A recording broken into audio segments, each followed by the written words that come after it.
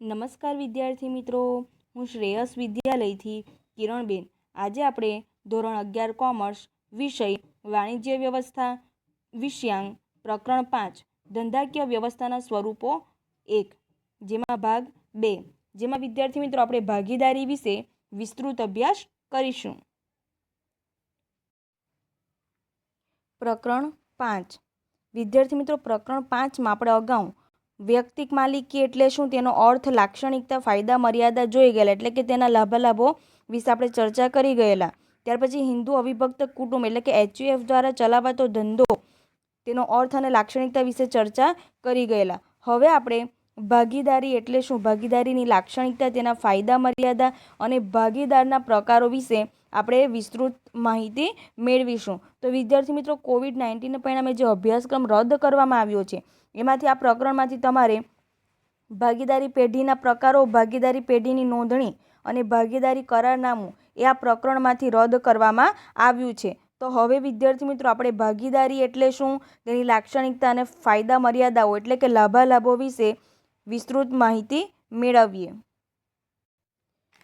તો વિદ્યાર્થી મિત્રો, ભાગીદારી કઈ રીતે અસ્તિત્વમાં આવી, તો કે વેપાર અને વાણિજ્યનું ક્ષેત્ર એ વિસ્તૃત બનતું ગયું. સમયમાં પરિવર્તન થયું અને વેપાર વાણિજ્યનું ક્ષેત્ર વિસ્તૃત બનતું ગયું. તેથી વૈયક્તિક માલિકીની મર્યાદાઓ વધુ સ્પષ્ટ થવા લાગી અને એ મર્યાદાઓને ધ્યાનમાં લઈને ભાગીદારી અસ્તિત્વમાં આવી. તો કે બહોળા વેપાર માટે વધુ મૂડી, કાર્યદક્ષ વહીવટી શક્તિ અને જોખમ ઉઠાવવાની મર્યાદાઓ દૂર કરવા માટે ભાગીદારી પેઢી અસ્તિત્વમાં આવી. તો આ રીતે વૈયક્તિક માલિકીની કેટલીક મર્યાદાઓ હતી, એ મર્યાદાઓને ધ્યાનમાં રાખીને આ મર્યાદાઓને દૂર કરવામાં આવી અને ભાગીદારી પેઢી અસ્તિત્વમાં આવી.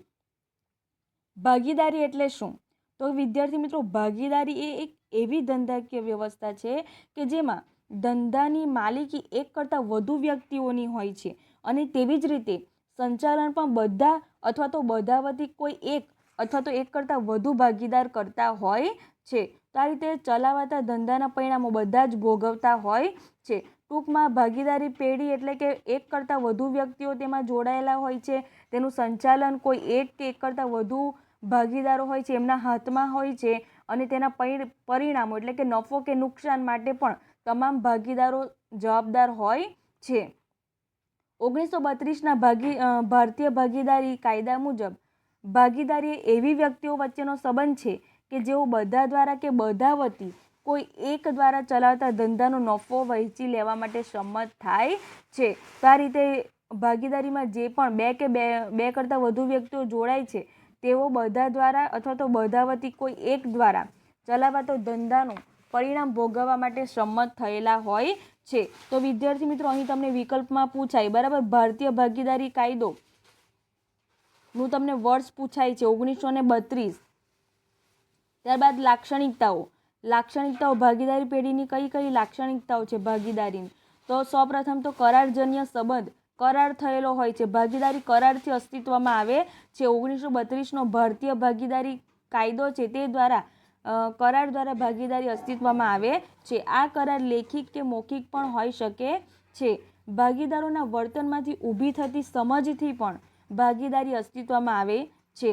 કરાર લેખિત હોય તે હિતાવહ છે, બરાબર. લેખિત કરાર વધુ હિતાવહ છે કારણ કે બની શકે કે જે ભાગીદારો હોય છે તે મૌખિકને વધુ પ્રાધાન્ય નહીં આપતા હોય, તો ત્યારે લેખિત કરાર એ પુરાવા તરીકે રજૂ કરી શકાય છે, એટલે કે કરારજન્ય સંબંધ. ત્યાર પછી નંબર 2, સ્થાપના વિધિ.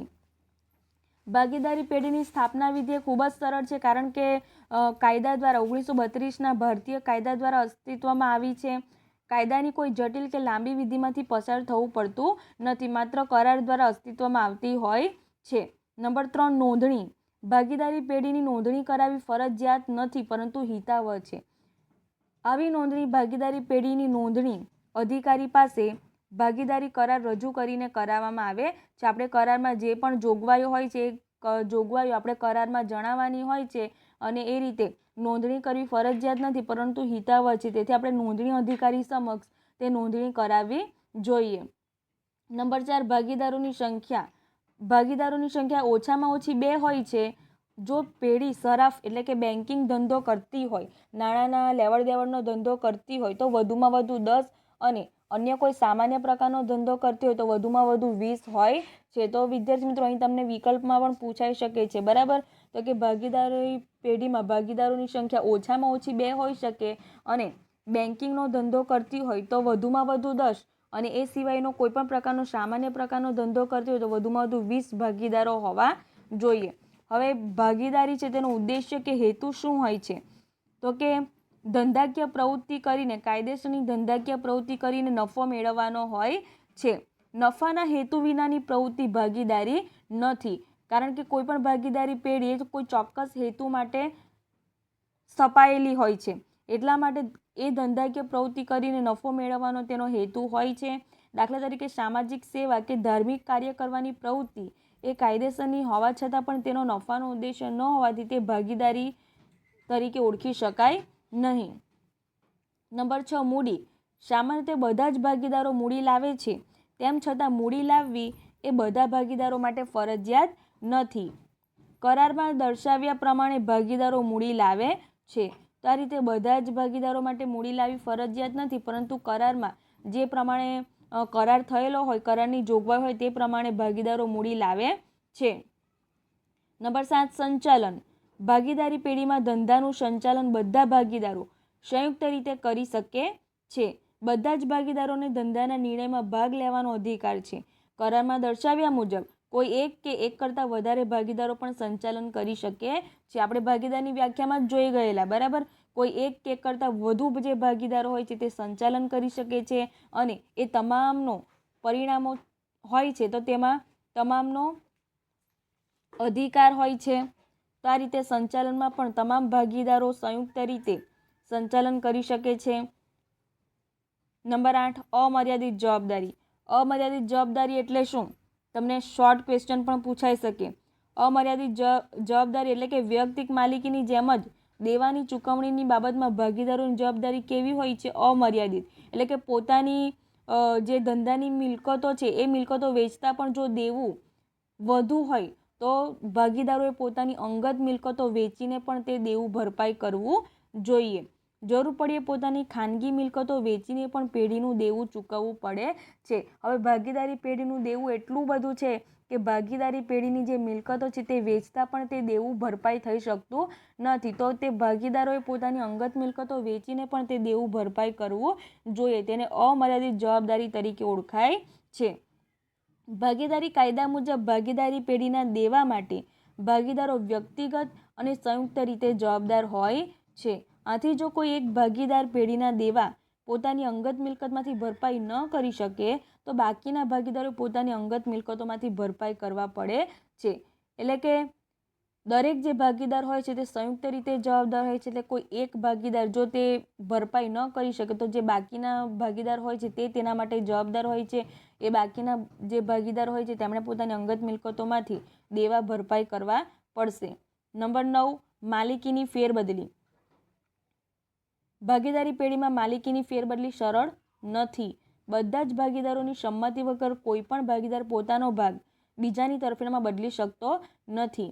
જો કોઈ ભાગીદાર બધા ભાગીદારોની સંમતિ વગર હિસ્સાની ફેરબદલી કરે તો કોઈ પણ ભાગીદાર પેઢીનું વિસર્જન કરાવી શકે છે. ટૂંકમાં જે ભાગીદારી પેઢી કરારથી અસ્તિત્વમાં આવી છે તેમાં માલિકીની ફેરબદલી થઈ શકતી નથી. દરેક ભાગીદારોની સંમતિ જરૂરી છે, કારણ કે દરેક ભાગીદારો સરખે હિસ્સે તેઓ સંચાલન કરતા હોય છે અને તેમનો અધિકાર પણ હોય છે. એટલા માટે માલિકીની ફેરબદલી સરળ રીતે થઈ શકતી નથી. દરેકની સંમતિ હોવી જરૂરી છે. નંબર 10, ધારાકીય સ્થાન. 1932ના ભારતીય ભાગીદારી કાયદામાં ભાગીદારોના હક્કો, ફરજો, નિયમો, પેઢીની નોંધણી અને અન્ય જોગવાઈઓ દર્શાવવામાં આવી છે. 1932નો ભારતીય ભાગીદારી કાયદો. તેમાં ભાગીદારોના કયા કયા હક્કો છે, કઈ કઈ ફરજો છે, તેમના નિયમો, પેઢીની નોંધણી કઈ રીતે કરાવી શકાય, ત્યારબાદ કેટલીક જોગવાઈઓ આપી છે.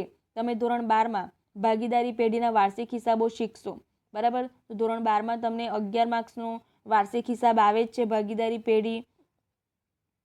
નંબર 11, પેઢીનું આયુષ્ય. ભાગીદારીનું આયુષ્ય મર્યાદિત છે. ભાગીદારી અને ભાગીદારી પેઢીનું અલગ અસ્તિત્વ છે. ભાગીદાર અને ભાગીદારી પેઢી એ બંને અલગ વ્યક્તિ છે, બરાબર.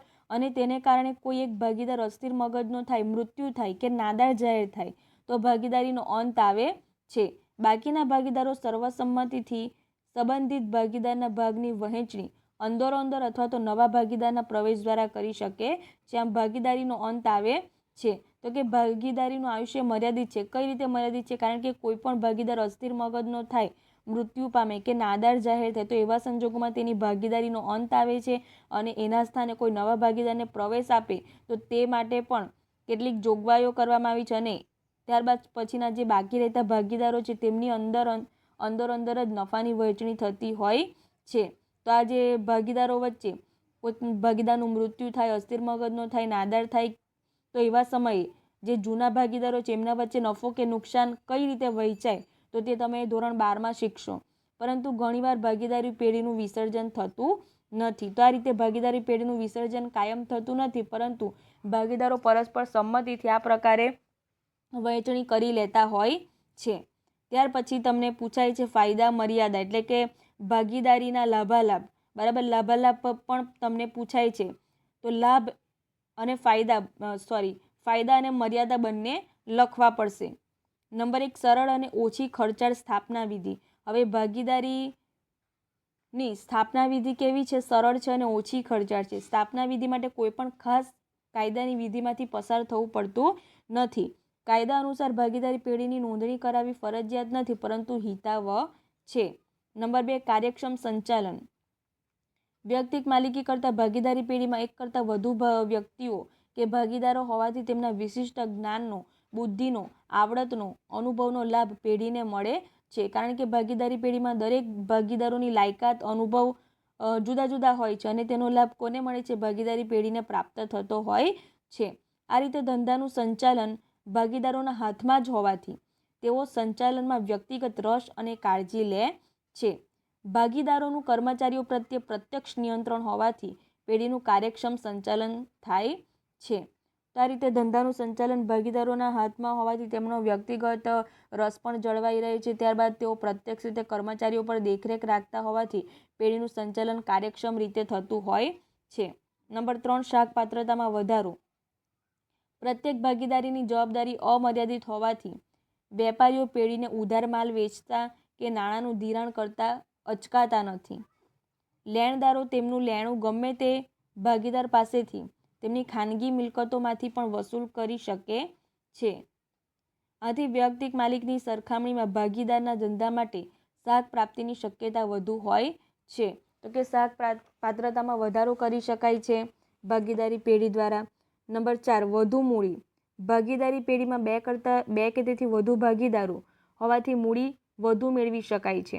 કારણ કે જે ભાગીદારો હોય છે તેઓ જેટલું વધુ પ્રમાણમાં તેટલું ભાગીદારી પેઢીને તેટલી મૂડી વધુ મળશે અને તેથી ધંધાનું વધુ વિસ્તરણ થઈ શકશે અને વધુ નફો પ્રાપ્ત કરી શકશે. ભવિષ્યમાં ધંધો વિકસે ત્યારે વધુ મૂડીની જરૂરિયાત રહે છે અને નવા ભાગીદારને પ્રવેશ આપીને વધુ મૂડી મેળવી શકાય છે. તો જ્યારે ભાગીદારી પેઢીને વધુ મૂડીની જરૂરિયાત હોય છે ત્યારે કોઈક નવા ભાગીદારને પ્રવેશ આપીને તે મૂડીની જરૂરિયાત પૂરી કરી શકાય છે.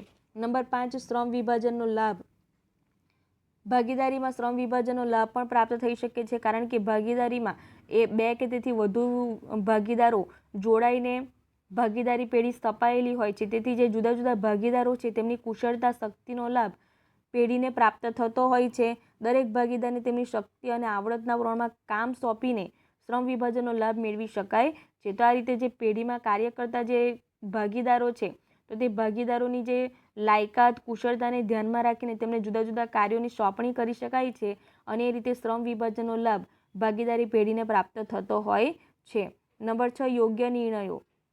તો કે ભાગીદારી પેઢીમાં કોઈ પણ બાબત અંગે નિર્ણય લેતા પહેલાં તેની ચર્ચા વિચારણા થાય છે. દરેક ભાગીદારો પોતાના જે નિર્ણયો હોય છે તે જણાવે છે અને ત્યારબાદ દરેક ભાગીદારનું મંતવ્ય લેવામાં આવે છે અને ધંધાના હિતમાં સર્વસંમતિથી નિર્ણયો લેવાતા હોય છે. આમ નિર્ણય પ્રક્રિયામાં બધા જ ભાગીદારોના જ્ઞાન, અનુભવ, આવડત વગેરેનો લાભ મળતો હોવાથી ભૂલ ભરેલા નિર્ણયોની શક્યતા ખૂબ જ ઘટી જતી હોય છે. તો આ રીતે ભૂલ ભરેલા નિર્ણયો લેવાની શક્યતા ખૂબ જ ઓછી થઈ જતી હોય છે. નંબર 7, પરિવર્તનશીલતા.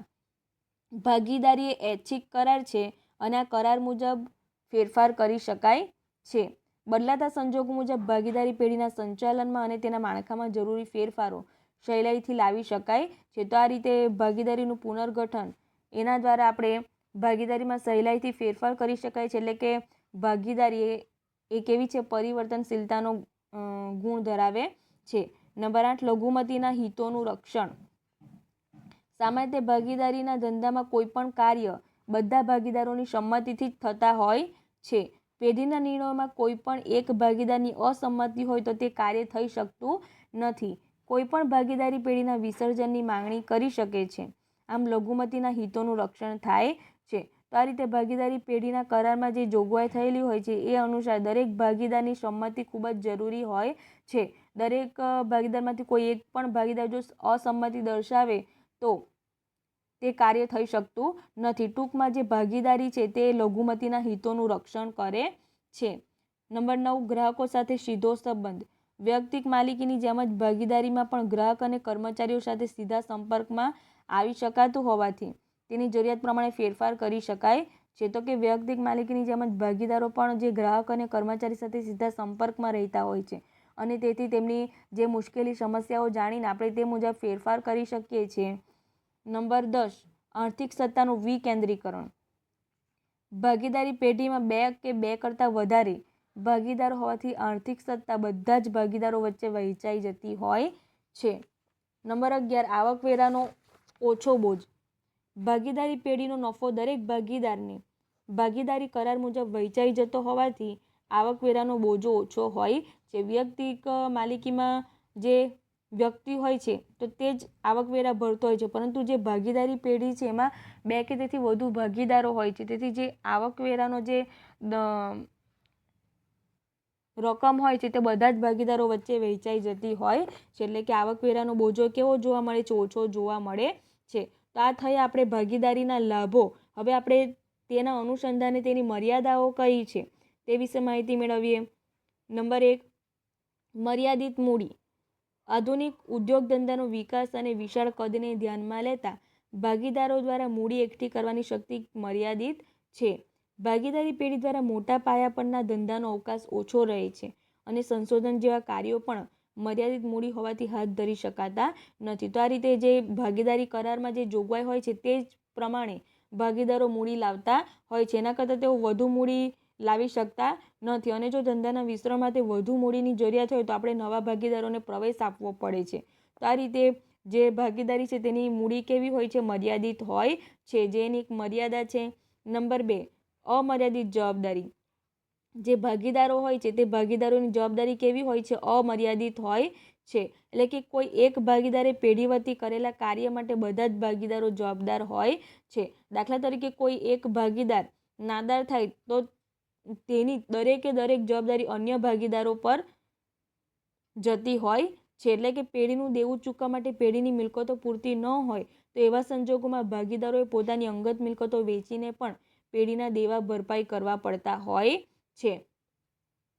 એ ઉપરાંત કોઈ એક ભાગીદાર સક્ષમ ન હોય તો તે ભાગીદાર વતી અન્ય ભાગીદારો તે જવાબદારી ચૂકવવા માટે જવાબદાર હોય છે. એટલે કે આ પણ એની એક મર્યાદા છે કે અમર્યાદિત જવાબદારી.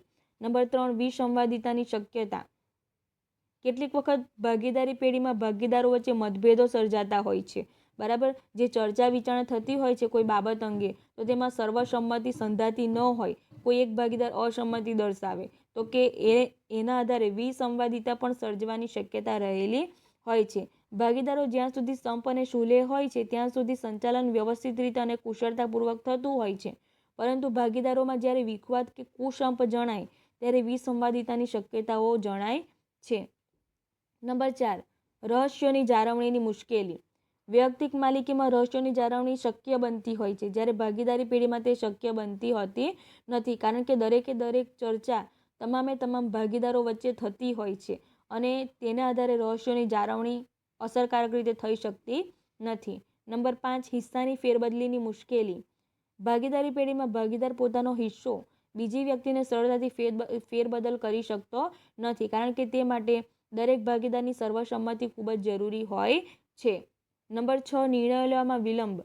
દરેક ભાગીદાર તે અંગે પોતાના મંતવ્યો રજૂ કરે છે અને તેના આધારે નિર્ણયો લેતા હોવાથી નિર્ણય લેવામાં ખૂબ જ સમય જતો હોય છે અને તેથી નિર્ણય લેવામાં કેટલીક વાર વિલંબ પણ થતો હોય છે. તો આ રીતે ભાગીદારોમાં અંદરો કુસમ કે વિખવાદો હોય અને તેના કારણે નિર્ણય લેવામાં વિલંબ ઉપસ્થિત થતું હોય છે, જેથી સંચાલન કઠડે છે અને આંતરિક વૈમનસ્યને કારણે ઘણીવાર આ ભાગીદારી પેઢી અકાળે વિસર્જન પામે છે.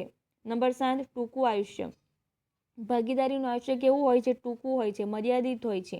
કોઈપણ ભાગીદારીની નાદારી, માનસિક અસ્થિરતા કે મૃત્યુને કારણે કાયદેસર રીતે ભાગીદારનો અંત આવે છે. આ રીતે ભાગીદારોની સર્વસંમતિથી ભાગીદારીનો અંત લાવી શકાય છે. ક્યારે? કોઈ ભાગીદાર નાદાર થાય, મૃત્યુ પામે કે અસ્થિર મગજનો થાય એવા સંજોગોમાં. અને જો ભાગીદારોની સર્વસંમતિ હોય તો તે ભાગીદારી ચાલુ પણ રાખી શકાય છે અંદર સમજૂતી દ્વારા. તો આ અહીંયા તેના લાભાલાભો વિશે આપણે ચર્ચા કરી. ત્યાર પછી ભાગીદારોના પ્રકારો. નંબર 1, સક્રિય ભાગીદાર. ભાગીદારી કાયદા મુજબ જે વ્યક્તિ ભાગીદાર બને અને પેઢીના સંચાલનમાં સક્રિય રસ લઈને કાર્ય કરે તો તેને સક્રિય ભાગીદાર કહેવામાં આવે છે. આવો ભાગીદાર નફા નુકસાનમાં નક્કી થયેલો હિસ્સો મેળવે છે અને પેઢીના કાર્યો માટે તે અન્ય ભાગીદારોનો એજન્ટ ગણાય છે. તે રીતે સક્રિય ભાગીદાર સક્રિય રીતે કાર્ય કરે છે અને જોગવાઈ થયેલી હોય તે અનુસાર તેને નફો નુકસાનમાં ભાગ પણ મળતો હોય છે અને તે અન્ય ભાગીદારોનો એજન્ટ ગણાતો હોય છે. ત્યાર પછી તેના વિરુદ્ધમાં નિષ્ક્રિય ભાગીદાર. તો કે નિષ્ક્રિય ભાગીદાર એટલે કે એનાથી વિરુદ્ધમાં જે ભાગીદાર ભાગીદારી કરાર દ્વારા પેઢીનો ભાગીદાર બને, નફો નુકસાન ભોગવે પરંતુ પેઢીના સંચાલનમાં સક્રિય રીતે ભાગ લેતો ન હોય તો તેને નિષ્ક્રિય કે સુષુપ્ત ભાગીદાર પણ કહેવામાં આવે છે. આવો ભાગીદાર નિષ્ક્રિય હોવા છતાં પણ બીજા ભાગીદારોની જેમ જ પેઢીમાં તેની જવાબદારી કેવી હોય છે? અમર્યાદિત રહે છે. ભલે તે ભાગીદાર કાર્ય કરે કે ન કરે, સંચાલનમાં રસ દાખવે કે ન રાખે, તો પણ તેની જવાબદારી કેવી હોય છે? અમર્યાદિત હોય છે. નંબર 3, નામનો ભાગીદાર. એ પેઢીના સંચાલનમાં કોઈ પણ રીતે ભાગ લેતો ન હોય, કાર્યમાં ભાગ ન લેતો હોય, પરંતુ માત્ર નામનો હોય, તેને નામના ભાગીદાર તરીકે ઓળખાય છે. નવી સ્થપાતી પેઢીનો ઝડપથી વિકાસ કરવા માટે અને હરીફાઈમાં ટકી રહેવા માટે કોઈ પ્રતિષ્ઠિત વ્યક્તિ પોતાના નામનો પેઢીને ઉપયોગ કરવા દે તો તેને નામનો ભાગીદાર કહેવામાં આવે છે.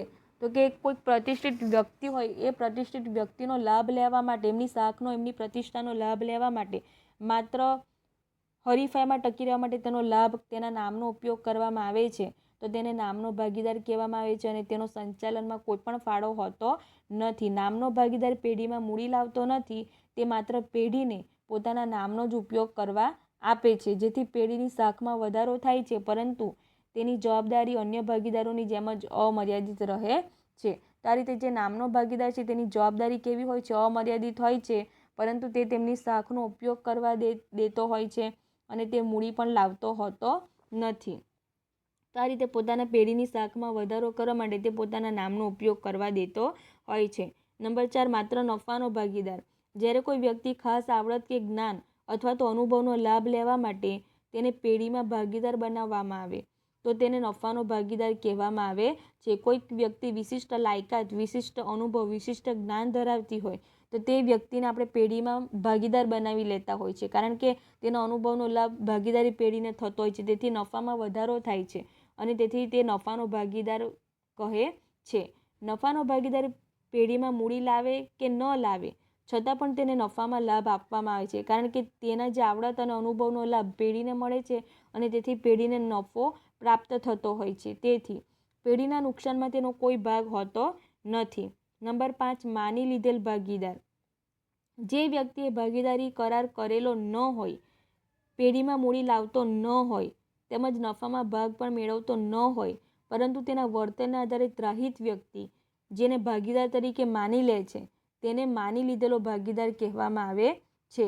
સંચાલન કે નફામાં ભાગ નહીં લેવા છતાં પણ ત્રાહિત વ્યક્તિ તેની શાખને ધ્યાનમાં લઈને પેઢી સાથે વ્યવહાર કરતી હોવાથી તેની જવાબદારી અમર્યાદિત બને છે. આ રીતે માની લીધેલ ભાગીદાર છે તે પેઢીમાં કોઈ પણ રીતે મૂડી લાવતો નથી, નફામાં ભાગ તેનો હોતો નથી, એમ છતાં પણ તે વ્યક્તિનો લાભ ધંધાને પ્રાપ્ત થતો હોય છે તો ત્યારે તેની જવાબદારી કેવી બનતી હોય છે? અમર્યાદિત બનતી હોય છે.